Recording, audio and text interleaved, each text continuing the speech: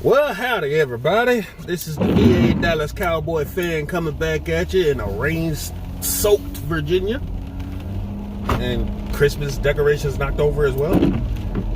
How y'all doing out there? How's your hump day? Y'all having a happy hump day? I know you are, because some of y'all got an early Christmas present when the report came out today that Mike Nolan will not be coming back next season as our defensive coordinator. All right, there you go. If we all thought that having Jason Garrett on the hot seat last year was going to inspire some loyalty out of his players, let's see what it does for the defense this year. Are they going to play better because Mike won't be back? Or are they going to play worse? I don't know. But I know this defense was up and down all season. I don't know whether that's a player problem or a coaching problem. It's probably a player problem. But when the turnovers happen in games, they turn over in bunches. And that's what you like to see out of the defense. So in one area, Mike Nolan did his job. He was to turn this team into a takeover machine. And they turned the ball over. A lot went in some cases. But when your rushing defense and your points defense is last in the league, historically bad, you're not going to keep your job, unfortunately. We're just going to have to wait and see who they're going to replace him with.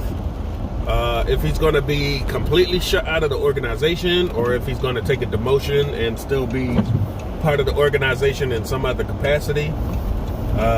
Right now, we don't know. It will definitely be something to see for the next 3 weeks if this defense is going to respond to him being gone in a positive or negative light. I, for one, think it was a player problem to begin with, not a scheme fit problem. Of course, you know, we had the whole offseason of difficulties, so you're assuming, and I don't know, rightly so, if we have another offseason like this one, what good is another defensive coordinator going to do? He's still not going to get to set his system. He's still not going to be able to get to the players like he wants to. And it's just going to be another disaster all over again. Now, the only advantage they might have is that they'll get a straight 4-3 defensive coordinator. These guys who've been in the system are not going to have much to change except verbally and stuff like that. You're going to add or subtract some players in the offseason. It changes the draft now. Because in the draft, you know, you were looking for a certain type of defensive tackle, corner, safety on the defense. And now, the prototypical guy that we may be looking for may not be what the new defensive coordinator wants. Maybe he doesn't want a dumpster truck sitting right there in the middle of the defensive line. Maybe he wants to go back to the lean, skinny, long-armed dudes like David Irvin. Will it help this defense or not? We don't know. We'll have to see in the future. But I don't know. I just think you should have gave him another offseason with an offseason and gave him a draft where he got to get the players that he wanted to convert his kind of scheme. And with players like DeMarcus Lawrence and Alden Smith and Jalen Smith and all the Sean Lee maybe already there, it would be a better, smoother transition because at least y'all had a gear in that defense to help train into next season. Now, we're just blowing it the fuck up and going on through this all over again. What I want to know is what's going to happen to his defensive line coach, the linebackers coach, the secondary coaches. Are they still going to be the same? Or are we just going to get somebody to sit on top of them who these coaches may not want or like, and you're going to try and make everything all harmonious again? Sometimes this stuff just doesn't work. But we'll have to see. You know, I thought it was a player problem. Everybody seems that it's a coaching problem. Well, coaches and players have to work together. If they don't, this is what's going to happen. And we're going to find out if this team takes another step back or, you know, it just blows up in their face. On the better side of news, Mike McCarthy has said that today, even though they're limited, we should be getting Cheeto back to practice. We'll be getting Donovan Wilson back to practice. And surprisingly, Trayvon Diggs back to practice. He is eligible to come off the injured reserve. I don't know if they'll activate him for this week. They might, hold him back another week. But he is eligible to return. Cheeto has been activated off the COVID-19 list, so he's able to play this weekend if he makes it. Donovan Wilson's dealing with a growing injury. He should be able to go. Zeke Elliott, of course, is still limited with his hamstrings and everything. So we'll see how these go. We got hamstrings, calf, we'll have to see Anthony Brown if he can get himself into the game, because he had ribs that he's still dealing with. As everybody has mentioned, that last game we had to go in with Rashard Robinson, Chris Westry, Savion Smith, and at one point or another in the game, all three of these guys went out of the game due to injury.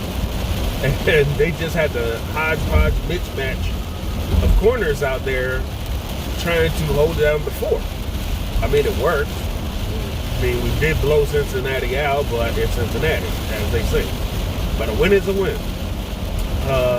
Savion Smith, in his injury, he broke his hand and returned to the game with a broken hand. And furthermore, they say that he might not miss any games due to the injury.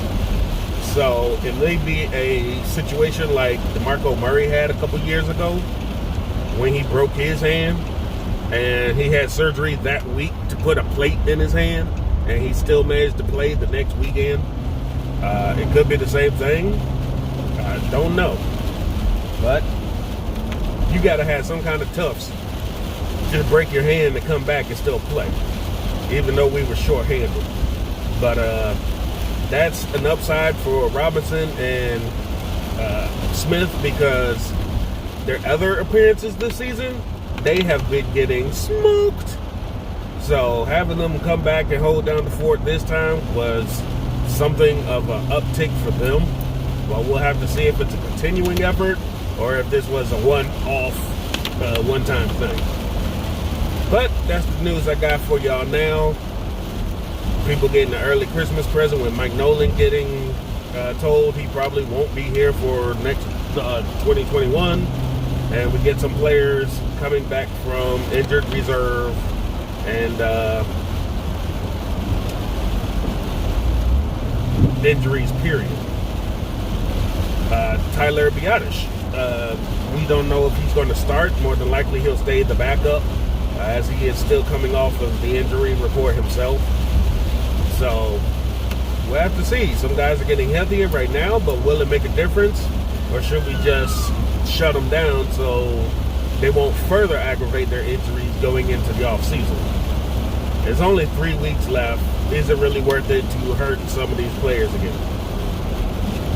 Hey, I'm not the coach. I'm not the owner. They can do what they want to do. I'm just happy to report about my Dallas Cowboys. Hopefully, with us getting flexed into a 1 o'clock with the San Francisco 49ers, some of the old school mentality can come back. This is a storied rivalry. Back in the 90s, these guys went at each other for the 80s and 90s. Almost always in the playoffs, NFC championships, Super Bowls. These were the two teams to beat. The 49ers were like the team of the 80s, and the Cowboys were the team of the 90s. In fact, the only reason we didn't have a four-peat in the 90s is because we lost in 94 to the 49ers in Candlestick. And it was a bit of a controversy between Michael Irvin and Dion, between him getting pass interference and that not converting for a first down. The controversy lasts to this day. But that's just one of the moments between these two storied franchises that are just you just got to look back at the history of these two teams. It is definitely something. On YouTube, you can look up a small documentary called A Tale of Two Cities between the 49ers and the Cowboys. Look it up. It's a great video.